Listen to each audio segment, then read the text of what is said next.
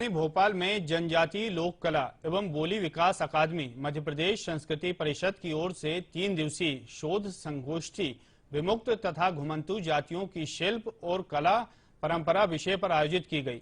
25 से 27 दिसंबर तक जनजातीय संग्रहालय के सभागार में आयोजित की गई इस संगोष्ठी में प्राचीन वाडम्य में शिल्प एवं कला विषय पर शोधार्थियों एवं अध्येताओं द्वारा शोध पत्रों का वाचन किया गया। कार्यक्रम की अध्यक्षता कर रहे डॉक्टर श्याम सुंदर दुबे ने कहा कि ग्राम सभ्यता का निर्माण होने पर घुमंतू समुदाय को ग्राम में शिल्प निर्माण के लिए बुलाया जाता था। साथ ही ऋग्वेद में विश्वकर्मा को आदि पुरुष माना गया है। ये वे लोग हैं जिन्होंने शिल्प के लिए कई सदियों तक कार्य किया और वे परिभ्रमणशील थे। अकादमी में निदेशक डॉक्टर धर्मेंद्र पारे ने कहा कि विमुक्त और घुमंतू समुदायों की कला और शिल्प के बिना हमारा जीवन इतना आसान भी नहीं था। इन समुदाय की एक निरंतर आवाजाही और उपस्थिति हमारे सामान्य जीवन में थी। देश से लगभग 40 लोग अध्येता आए हुए हैं जो विभिन्न सत्रों में घुमंतू जातियों और विमुक्त जातियों द्वारा शिल्प और कला के क्षेत्र में दिए गए अवदान को रेखांकित करेंगे। इसमें महाराष्ट्र से, तेलंगाना से, उत्तर प्रदेश से, राजस्थान से, हरियाणा से, गुजरात से, दिल्ली से अध्येता आए हैं और 3 दिनों में 6 सत्रों में यह संगोष्ठी आयोजित होगी। कि घुमंतू और विमुक्त जातियों के माध्यम से हमारे देश के लिए कितने कितने कलात्मक कार्य किए गए, कितने अच्छे शिल्प, कितनी अच्छी कलाकारी करी गई, हमारे लिए दी गई और हम आज उससे अलग होते जा रहे हैं।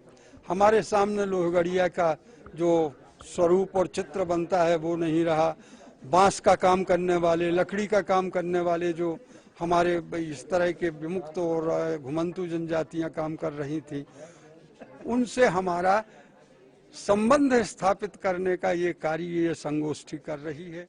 मुझे लगता है कि भारत की एक अद्भुत और बड़ी ही मौलिक संगोष्ठी है, जहां पर जो अब तक जो विषय जिनको हाशिए पे रखा गया, बहुत से विमर्श खड़े किए गए साहित्य में, पर घुमंतू पर कभी भी बात नहीं हुई। लेकिन आज़ादी के 75 वर्षों बाद अगर हम इस समाज पर बात कर रहे हैं तो कहीं ना कहीं वो अपनी वो विलुप्त जो जातियां हैं या विलुप्त जो हमारी संस्कृति है उसको हम पहचानने की कोशिश कर रही है।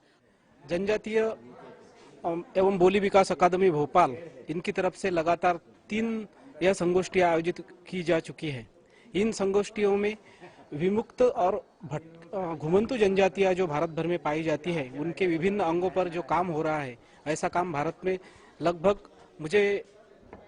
या ऐसा लगता है कि यही हो रहा है। और एमपी गवर्नमेंट की तरफ से यह जो प्रयास किए जा रहे हैं, इसके लिए मैं सभी का धन्यवाद करना चाहता हूं कि वह सभी घुमंतुओं को एक व्यासपीठ दिलाने का कार्य कर रहे हैं। घुमंतु एवं विमुक्त जो जनजातियां हैं, उनकी शिल्प और कला परंपरा पर केंद्रित यह संगोष्ठी है और निश्चित रूप से इसमें ऐसे कला शिल्प के आयामों पर शोध पत्र पढ़े जा रहे हैं जिन पर चर्चा और विमर्श अभी तक नहीं हुआ था।